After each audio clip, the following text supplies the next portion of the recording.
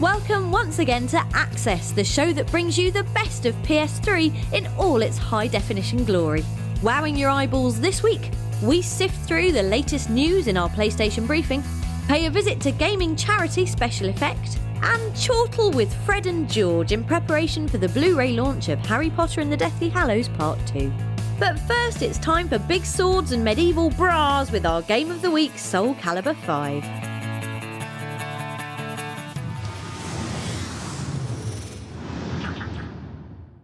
Dear Soul Calibur 5, we would write if we were going to ask Namco Bandai's fighting series on a date. You're gorgeous and we'd like to fight you with sticks. Saturday? And Soul Calibur would say yes because it's awesome and knows how to show a girl a good time. The new game features plenty of familiar faces. Prancing French fencer Raphael, now sporting this excellent hat, oozing sex offender Voldo, this time dressed as a camp disco spider, and our mega favourite samurai hardman Mitsurugi, who you'll see winning a lot through the course of this video. Look at him winning! The gameplay is familiar too, but with a couple of welcome tweaks. The Soul Gauge from Soul Calibur 4 has been replaced with the Critical Edge, which basically rewards you for being awesome. A 3-segment bar fills up when you attack relentlessly or use the new speedy sidesteps, and once it's filled, players can let fly a huge special with a couple of quarter circles. The biggest news though are the new fighters. These include Shield Boy Patroclus, Ninja Lady Natsu, Let's get serious. and springy swordstress Yan. Come on, let's fight!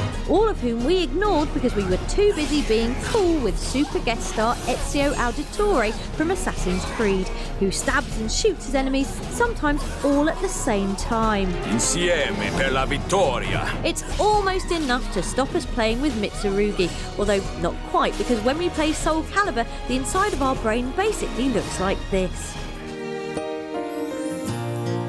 Never could imagine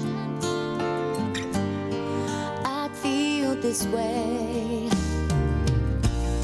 Aside from all that, the game is still the same awesome Calibur, built on gorgeous visuals and easy to grasp but beautifully tactical combat, and with a story that makes no sense whatsoever. The power of the swords was not fully extinguished. Oh, we've missed you, nonsense-talking booming voice guy. Soul Calibur 5 is out in February next year, and in the meantime we'll be thinking of sunsets and holding hands with lush-haired samurai.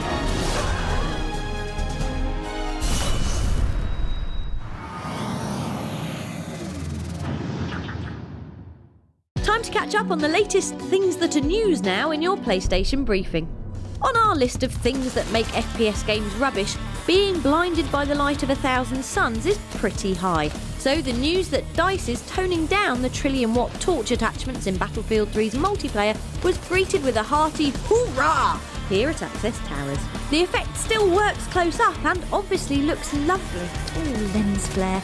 But thankfully no longer has the range of an intercontinental ballistic missile. In more happy multiplayer news, EA's corporate-busting shooter Syndicate has been flexing its co-op muscles, as demonstrated by this 4-player gameplay trailer. Apparently it's all to do with banding together to smash your business rivals, but really it's about turning men orange before putting bullets through their skulls.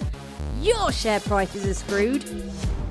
From shooting to smacking now, as we take a first look at bone-splintering fight sequel UFC Undisputed 3. The game is as authentically brutal as ever, so much so that it's even impressed the fighters themselves, as we discovered while giving our lunch money to Rashard Evans. Oh my God, it's ridiculous how real it is.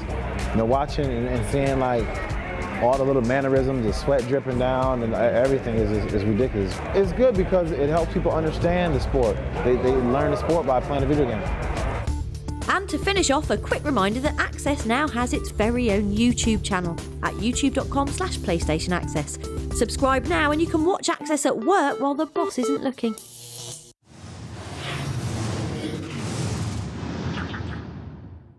Time for some digital win now as we take a look at the week's best content on the store. After something a bit different to stick in your download trolley? Tough. Here are some zombies. Oh, put that lip away. These are the bikini-clad flesh gobblers of Holiday Paradise Dead Island. And making them dead all over again is fun like peeling dried glue off your fingers, especially now the game is available in its limb-chopping entirety from the store. and double especially because the Bloodbath DLC has arrived. The add-on pack includes an all-new Horde-style mode, so you can grind zombies into undead puree with up to 3 mates. Yum.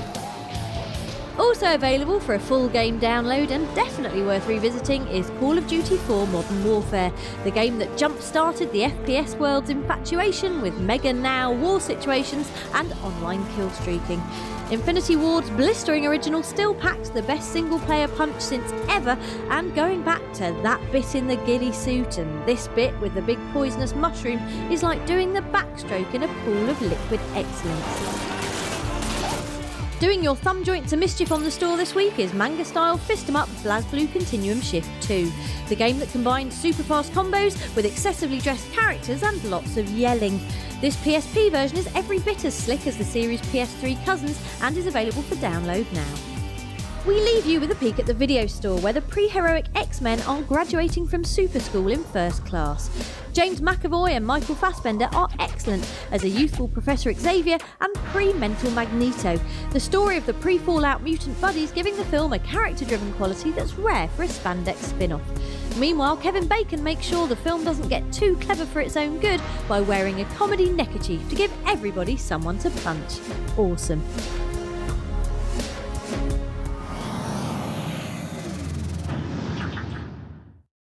Harry Potter and the Deathly Hallows Part 2 arrives on Blu-ray this week, which means it's almost time to say abracabye-bye to the magical world of Hogwarts. But before that, we said hello to Oliver and James Phelps, better known as prank-loving Pottermates, the Weasley twins. As well as lending their likenesses to the game, the brothers also voiced their characters, which, as they told us, is very different to working on a film. When doing the voicing games, you only have your script, and there's about 50 variations of walking into a wall, what that sound would be like to come out of you. So you do look a bit of an idiot if someone was just looking at you standing going, like random sounds like that. So it is quite different. And talking of saying crazy things, here's what happened when we asked the boys about their favourite game of all time. Grand Theft Auto, the latest one, amazing, just the detail and the depth of it, like how you could just go on your mobile and dial 911 and the police car arrive. The first one I'm going to say is a game which I don't really know many people who know it, but it's called Rolo the Elephant. Oh no, not the best it's game ever. Yeah, it's got to be. It's basically a platform and you're an elephant called Rolo. And then you meet his friends who are like a squirrel and a beaver. The beaver can swim because he's got a rubber ring. I'm trying to find it on another platform so I can play it now. Ooh, good shout! Rolo the Elephant for Game of the Week, anybody? No? Alright then. Check out the boys in full-on Mega Wand action mode when the Deathly Hallows Part 2 arrives on Friday the 2nd of December.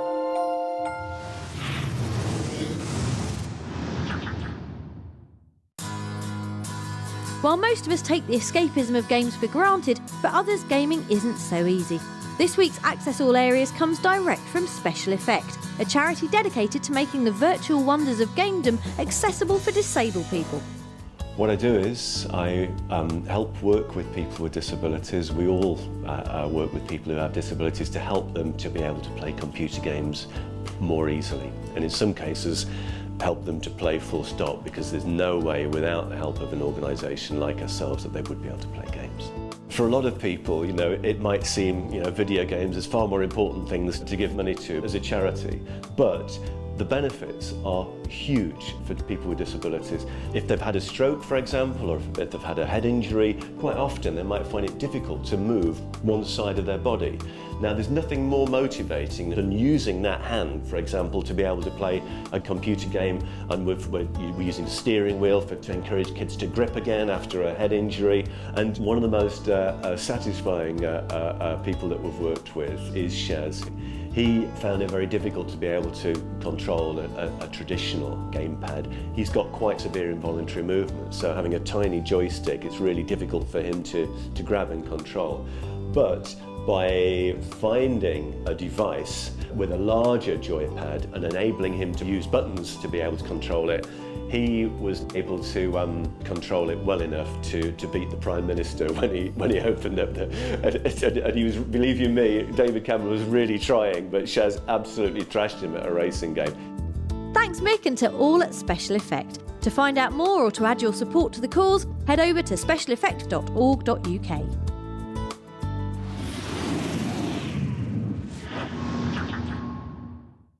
Before we go, here's a gigglesome treat courtesy of Batman Arkham City. Having completed the game, simply hold down the shoulder buttons, twist both left and right sticks, and holy brain Viagra, Batman! You and everyone else in the city have got a massive head. Yes, it's about as useful as George Clooney's big rubber bat nipples, but look! Batman's beating a man up with his massive noggin.